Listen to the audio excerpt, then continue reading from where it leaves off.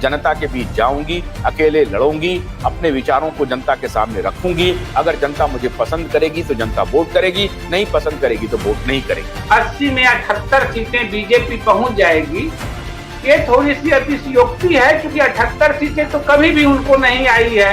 लोग जब अपना वोट करते हैं तो लोकसभा के लिए अपनी मानसिकता अलग करते हैं और विधानसभा के लिए मानसिकता अलग करते हैं। राहुल गांधी ने तो त्याग कर दिया, उन्होंने वो ना ही पार्टी के अध्यक्ष है और ना ही अभी इंडिया अलायंस के भी अध्यक्ष बनने की कोशिश कर रहे हैं। ऐसी स्थिति में भारतीय जनता पार्टी का संगठन और अभी जो मूवमेंट है वो बीजेपी के पक्ष में है।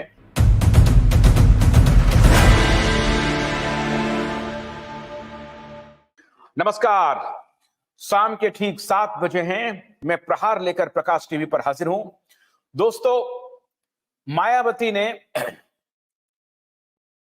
एक प्रेस कॉन्फ्रेंस किया 2 दिन पहले और प्रेस कॉन्फ्रेंस में साफ साफ ऐलान कर दिया कि बहुजन समाज पार्टी अपने दम पर अकेले चुनाव लड़ेगी, लोकसभा का चुनाव लड़ेगी। आपको मालूम है कि सबसे मजबूत स्थिति में बहुजन समाज पार्टी किस राज्य में है? वो राज्य उत्तर प्रदेश है और उत्तर प्रदेश से ही होकर के हस्तिनापुर की सत्ता तक आप पहुंच सकते हैं। यह बात तो अब साबित हो चुकी है। 80 सीट में से ऐसा लगता है कि मायावती के इस ऐलान के बाद भारतीय जनता पार्टी का 78 सीट 80 सीट लगभग कंफर्म हो गया। अब मैं अगर इसे, हमारे बहुत सारे जानकार इसे अतिशयोक्ति कहेंगे, लेकिन मैं इस मुद्दे पर टिका हुआ हूं। आज मैं कोशिश कर रहा हूं कि अगर मैं ये बात कह रहा हूं तो क्या मैं गलत कह रहा हूं। हमारे साथ जुड़ रहे हैं अखिलेश अखिल, जाने माने पत्रकार, और सूर्यकांत भारती। बहुत स्वागत है सूर्यकांत जी आपका, आप दोनों का। और देशोन्नति के एडिटर इन चीफ प्रकाश पोहरे, बहुत स्वागत है आपका। अखिलेश जी, क्या यह बात सही है कि मायावती के इस ऐलान के बाद बैटल बिल्कुल साफ हो गया, एक तरफा हो गया है? क्योंकि समाजवादी पार्टी कांग्रेस के बीच में अभी गठबंधन होना है। मायावती ने कह दिया कि मैं इंडिया अलायंस का सदस्य नहीं बनने जा रही हूं, इंडिया अलायंस के साथ उनका कोई अलायंस नहीं होने वाला है। और भारतीय जनता पार्टी जो संगठन स्तर पे अभी सरकार में है और 80 में से 65 सीट उनके पास ऑलरेडी पहले से है 2019 के मुकाबले। तो क्या यह मान लिया जाए कि 70-80 में से 70, 75, 78 जितनी सीटें हों, 70 से ऊपर भारतीय जनता पार्टी का कंफर्म है? देखिए, ये जो है ना, मायावती का कोई ये नया स्टैंड नहीं है, ये पुराना स्टैंड है। और पुराना स्टैंड ही है, समझिए, वो लगभग अकेले ही चुनाव लड़ती रही है। लेकिन सबसे बड़ी चीज ये है कि 2024 के लोकसभा चुनाव में इंडिया अलायंस को लग रहा था कि मायावती अगर उनके साथ जुड़ जाती हैं तो राजनीति जो है ना दूसरे तरह की हो जाएगी और बीजेपी को हराने में ज्यादा मदद मिलेगी। हालांकि ऐसा हुआ नहीं और इस प्रयास में कांग्रेस को ज्यादा ही लगी हुई थी। कांग्रेस को लग रहा था कि मायावती का जो वोट बैंक है, जो दलित वोट बैंक है, वो अगर इसके साथ, इंडिया अलायंस के साथ मर्ज कर जाती है या जुट जाती है तो वो उसका एक लाभ इंडिया अलायंस को मिलेगा, उसमें बसपा को भी लाभ होगा और इंडिया अलायंस के अन्य दलों को भी लाभ होगा। लेकिन सबसे बड़ी चीज ये है कि इंडिया अलायंस में जो अभी समाजवादी पार्टी पीछे पहले से ही जुड़ी हुई है, उनकी शर्तें ये थी कि भैया बसपा को साथ में नहीं लाना है और बसपा के साथ लाने से उनकी परेशानी बढ़ी हुई थी। अब जब मायावती ने इसको अनाउंस कर दिया कि हमको जो है अकेले ही चुनाव लड़ना है, तो इसको तो पहली बात ये मानने की जरूरत है कि ये पहली बार ऐसा मायावती ने नहीं किया है। मायावती का स्टैंड ही रहा है, वो हमेशा अक्सर अकेले चुनाव लड़ती रही है। अब इसका जो आपने जो सवाल किया उसमें 2 बातें हैं। ये बात तय है कि मायावती पर जो हमेशा ये तमगा लगता रहा है कि बीजेपी की ये बी टीम है, तो अब तो इस पर साफ ये कई लोग कहते हैं, जानकार कहते हैं कि बीजेपी की बी टीम बीएसपी है। अब वो है या नहीं है ये हम नहीं जानते हैं। दूसरा एक और इसमें सबसे बड़ी बात ये समझ में आ रही है कि बीजेपी से कहीं न कहीं बीएसपी मायावती अखिलेश जी, कहीं अखिलेश कर जी, रही है।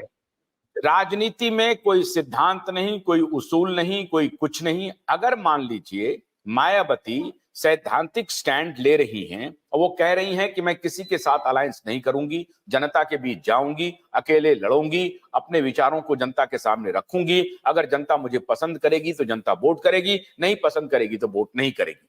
ये जो विश्लेषक लगा लेते हैं कि ये बात साबित हो गया है कि वो भारतीय जनता पार्टी की बी टीम है, ये कहना अन्यायपूर्ण नहीं होगा?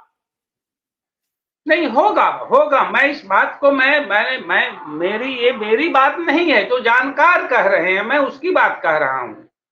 लेकिन एक चीज मायावती का जो प्रेस कॉन्फ्रेंस हुआ है, जो बातें सामने आई है, उसमें एक संभावना भी बनी हुई है कि चुनाव के बाद गठबंधन वो किसके साथ करती हैं, ये इसका खुलासा नहीं किया है। तो उसका इनकार भी नहीं किया है कि चुनाव के बाद क्या गठबंधन किस तरह का होगा। सबसे बड़ी चीज ये है कि अभी जो मायावती अकेले चुनाव लड़ने का जो फैसला किया है, उसका बड़ा असर उत्तर प्रदेश के चुनाव पर पड़ेगा, उसका बड़ा असर राजस्थान में भी पड़ेगा और मध्य प्रदेश, छत्तीसगढ़ में भी पड़ेगा। और हिंदी पट्टी के कई राज्यों में जहां बसपा के 4 से 7% वोट बैंक है, वहां उसका असर जरूर पड़ेगा और इसका लाभ कहीं न कहीं से थोड़ा सा बीजेपी के पक्ष में जाता दिख रहा है। लेकिन सबसे बड़ी चीज इसमें एक और बात बता दें कि एंटी बीजेपी जो वोट बैंक होगा, अब वो 2 खेमे में बटेगा। एक बीएसपी की तरफ जाएगा और दूसरा समाजवादी पार्टी और जो इंडिया अलायंस है उसके तरफ जाएगा। इसका लाभ बीजेपी को मिल सकता है, लेकिन जहां तक हमारी समझ है, हमें नहीं लगता है कि आप जो ये बात कह रहे हैं कि 80 में 78 सीटें बीजेपी पहुंच जाएगी, ये थोड़ी सी अतिशयोक्ति है, क्योंकि 78 सीटें तो कभी भी उनको नहीं आई है। 2014 के चुनाव में भी नहीं हुआ और 2019 के चुनाव में भी नहीं हुआ। इसलिए समझिए कि बीजेपी का जो घेराव है इंडिया गठबंधन से, तो अब जो है समझिए बीजेपी कितनी सीटें लाती है इसका हम नहीं ले सकते हैं। मैं इसलिए ये आपके सामने ये एग्जाम्पल दे रहा हूं, 2 एग्जाम्पल मैं देता हूं। दिल्ली में 70 में से 67 सीटें आम आदमी पार्टी को आई, तो आप समझिए कि ऑलमोस्ट 97% का स्ट्राइक रेट हुआ। और 2014 में 80 में से 73 सीटें आई भारतीय जनता पार्टी को। ये भी अतिशयोक्ति नहीं होगी, 80 में से 73 सीट मामूली बात नहीं है। तो इसका मतलब है कि जनता अब जो वोट देती है, दिल्ली में अगर आम आदमी पार्टी को 70 में 67 और बीजेपी को उत्तर प्रदेश में 80 में 73, इसका मतलब है कि जनता कुछ भी मन बना सकती है। अगर वेव चलता है तो कुछ भी मन बना सकती है। इसलिए ये कहना कि 73 सीट नहीं आएगा या 78 सीट नहीं आएगा, ये कहना मुश्किल है। मेरा तो आज इसी पर आपसे फोकस है कि अगर जो आपने अभी कहा कि एंटी बीजेपी वोट अगर डिवाइड होता है, उसे आप एंटी क्यों कह रहे हैं? इसे आप ये क्यों ना कहें कि अगर बीजेपी, बसपा और सपा के जो वोट हैं, अगर वोट डिवाइड होते हैं और बीजेपी का अपना वोट इंटैक्ट रहता है, जो उनका कैडर वोट है, तो बीजेपी के सफलता की कहानी बहुत आसान हो जाएगी। ये मेरा तात्पर्य है। ठीक है, ठीक है, ये ऐसा हो सकता है। लेकिन देखिए, जो 80 में 78 सीटें उत्तर प्रदेश में जाना, ये आज की तारीख में बहुत मुश्किल है। देखिए, उत्तर प्रदेश में समाजवादी पार्टी भी उतनी ही मजबूत है। बसपा का वोट बैंक 12-13% उनका अभी भी वोट बैंक इंटैक्ट है और खराब स्थिति में भी 6-7-8% जो है ना कांग्रेस के पास वोट बैंक है।